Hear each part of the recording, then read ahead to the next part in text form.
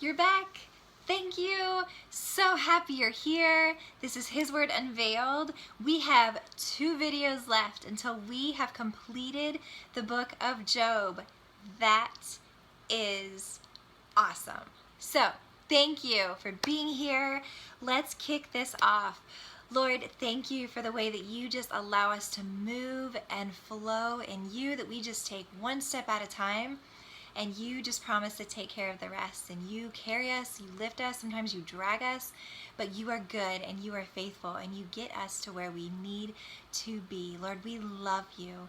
We pray that you continue to move us, you continue to speak, you continue to have your way in our lives through this time of meeting with you. In Jesus' name, amen. Okay, yes, are you ready? I hope you are. Okay, today we are hitting chapters 40 and 41 in the book of Job. So go ahead and read through those chapters all on your own and we will get this thing started. Okay, so the last 2 chapters, our last video, we saw that God was responding. God was speaking up and challenging Job to answer him and saying, okay, where were you when I created all this? Where were you when I took note of this and I'm taking care of this and I have control over this? When I'm doing these things, have you seen these things? Have you, where were you? Where was your strength then? And just challenging him with that. God continues then along those same lines, but this chapter just did something to my heart. I just got done reading through this and have read through it, and I love the truth. I love what God revealed to me in this, so I'm excited to share it. Hopefully you guys got so much out of it too, and you can share with others and really just get in deeper and deeper with what the Lord is saying. So here we go. Job chapter 40 says, Then the Lord said to Job, Will the fault finder contend with the Almighty? Let him who reproves God answer it. Then Job answered the Lord and said, Behold, I am insignificant. What can I reply to you? I lay my hand on my mouth. Once I have spoken and I will not answer, even twice, and I will add nothing more. So God is saying, okay, if you find so much fault in me, if you think that I'm the one against you, if you think that I've done all this bad stuff, you speak up then and you answer to what I just said in that challenge in the last chapters when he said, where were you? Can you handle this? Can you make it snow? Can you make it rain? Can you stop the waters? Can you all of this? He's like, you say you got what it takes, so go ahead and speak up and let me know. Let me hear about it, Job. And Job says, I cannot reply to you. I've spoken, I've opened my mouth, and I will keep it shut. I have nothing to say. I have no response to who you are, God, to what you are showing me. And God you see Job just coming down, like he's getting lower, and this humility is starting to take over this pride, and it's this beautiful growth moment, and it continues. So when Job says that, I can't speak, I can't reply, I'm insignificant, he's starting to step back. In verse 6, it says, Then the Lord answered Job out of the storm and said, Now gird up your loins like a man.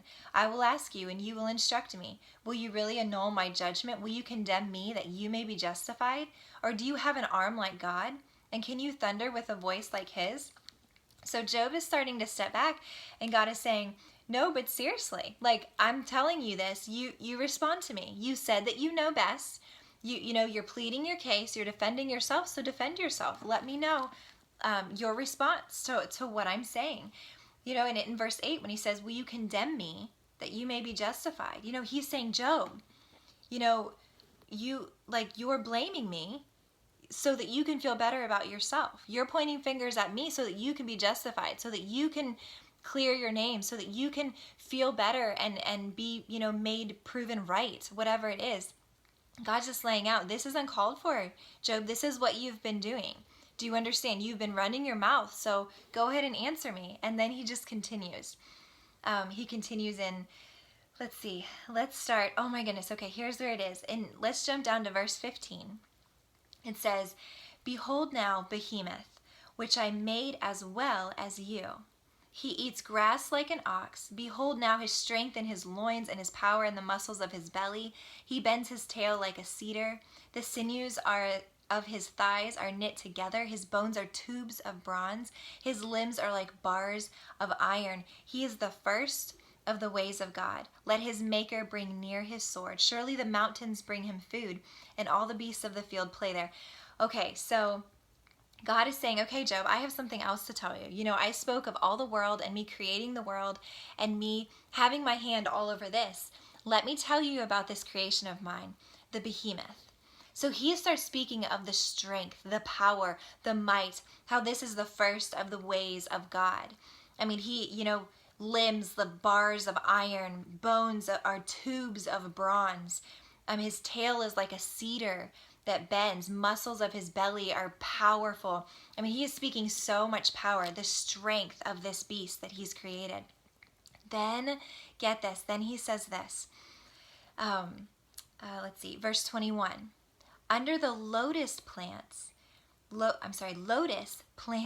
he lies down. In the covert of the reeds in the marsh, the lotus plants cover him with shade. The willows of the brook surround him.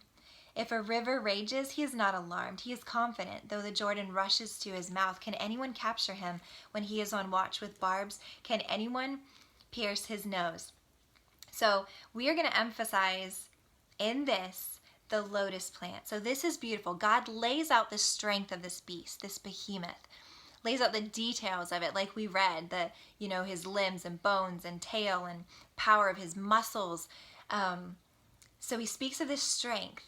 And then he says that this strong, powerful beast lies under the lotus plant for shade. So he rests under this. It says the willows of the brook surround him. So in his strength, God is still saying, listen, this strength, this beast that has every right to be prideful because he is the strongest. He is so big, so great, so strong, so powerful. I give him even shade, the most gentle shade. Gentleness I just pour. My love I pour upon this beast. Under the lotus plants he lies down, in the covert of the reeds in the marsh. The lotus plants cover him with shade. I love this gentle strength that the Lord is speaking, is revealing. So I had to look up the lotus flower. I didn't know really anything about it. And this is what I read about it. The lotus flower grows in muddy water and rises above the surface to bloom with remarkable beauty. The lotus symbolizes the purity of heart and mind. What? That's crazy. First of all, that God would choose to make reference that the lotus plant and all of these soft willows, but that lotus plant, that's what's giving shade to this strong, powerful beast. That God would mention the lotus flower, okay? It says the lotus flower grows in muddy water. So imagine all this muddy water, and the lotus flower grows in this. So its growth is happening, coming out of these muddy waters, and then it blooms when it rises out of the muddy waters. Like, do you hear that? Do you see the significance in that? That God would choose to even mention the lotus plant, the lotus flower in the book of Job, in this book that is full of suffering, full of muddy waters. That this lotus flower, full of remarkable beauty, it says, that it grows. That growth happens in muddy waters. Not after the mud goes away or that it dries up. It grows in the muck of the muddy waters. It grows. And then it blooms when it rises out of the muddy waters. So not out of our suffering. That's not when we bloom. We are growing in the middle of suffering, rising above it in this state that we're not being stuck in it. We're choosing not to dwell in it when we rise above it.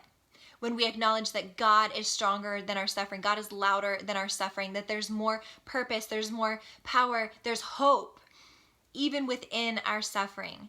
That this lotus plant grows in the muddy waters. It grows in that's where it's found. That's where it grows. That's where it flourishes. And then it blooms when it rises.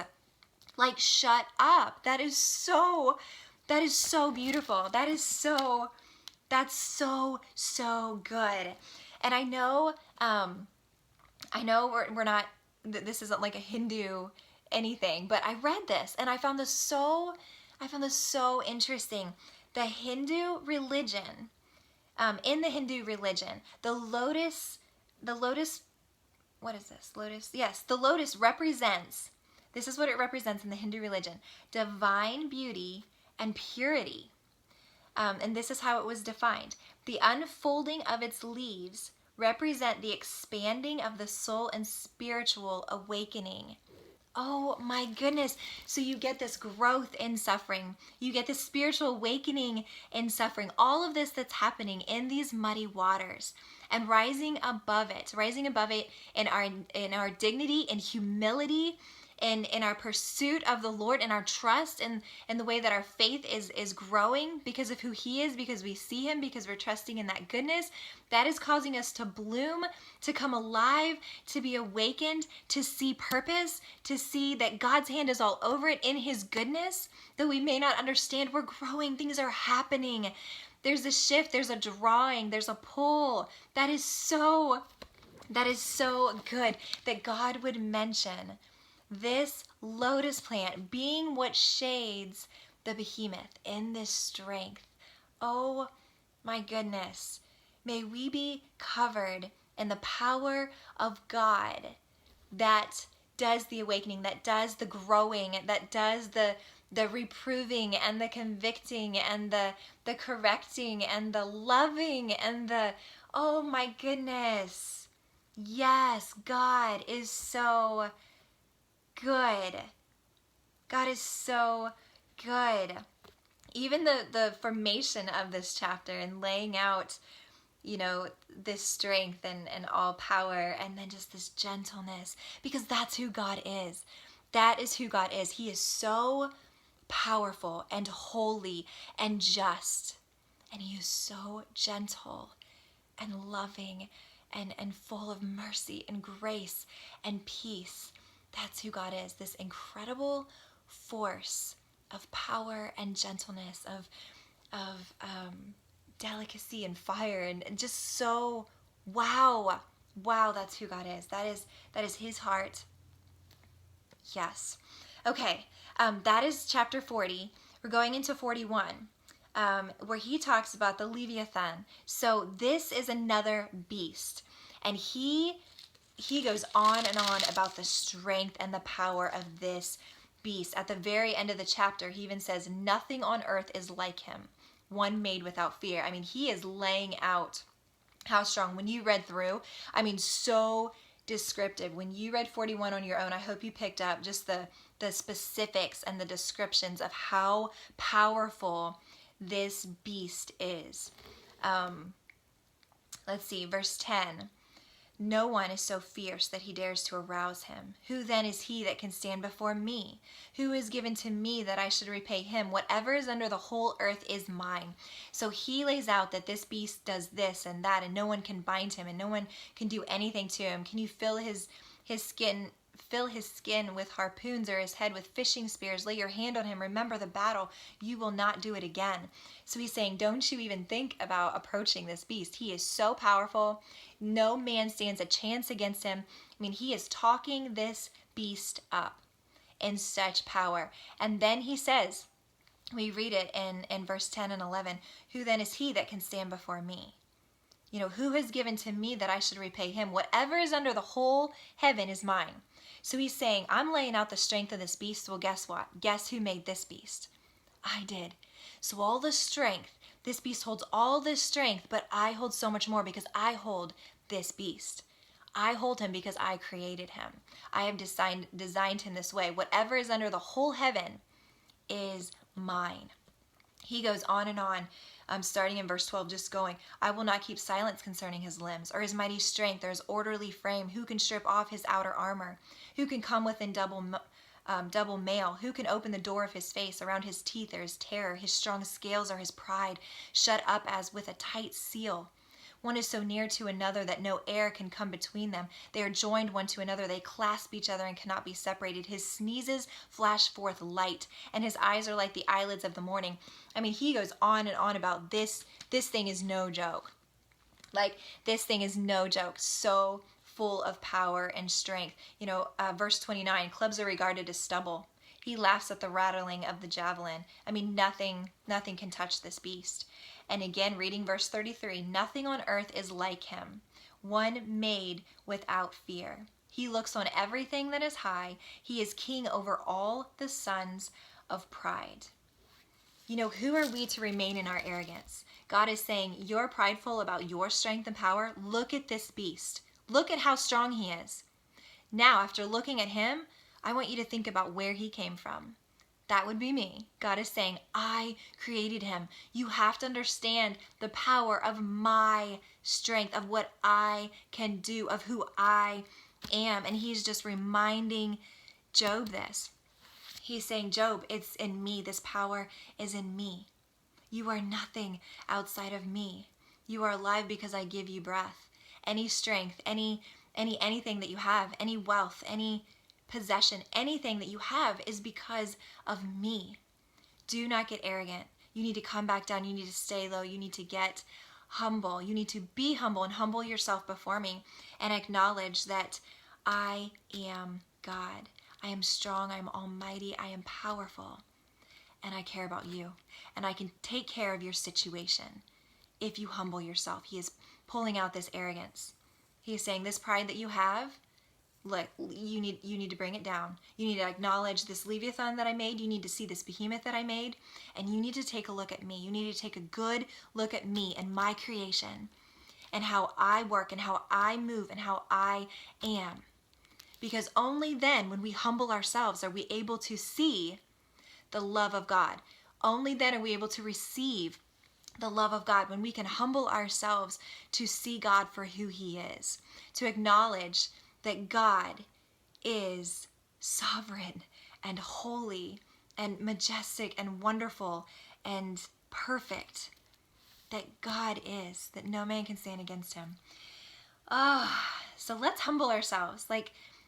Walk with me. Let's humble ourselves so that we can receive the abundance of God's love, that we can receive all of his blessings, that we can say, yes, Lord, and be even more connected to our Creator. Yes. He's so good. He's so good. Okay, this is so exciting. We just got 2 chapters done. This will conclude our video. The next video is the last chapter of Job. Don't miss it. Thank you for walking this out with me. We have 1 more chapter, 1 more video. We're going to finish this up strong. I love seeing the heart of God in this book. Let's do this. Let's finish up. Thank you for walking with me, and I'll see you soon.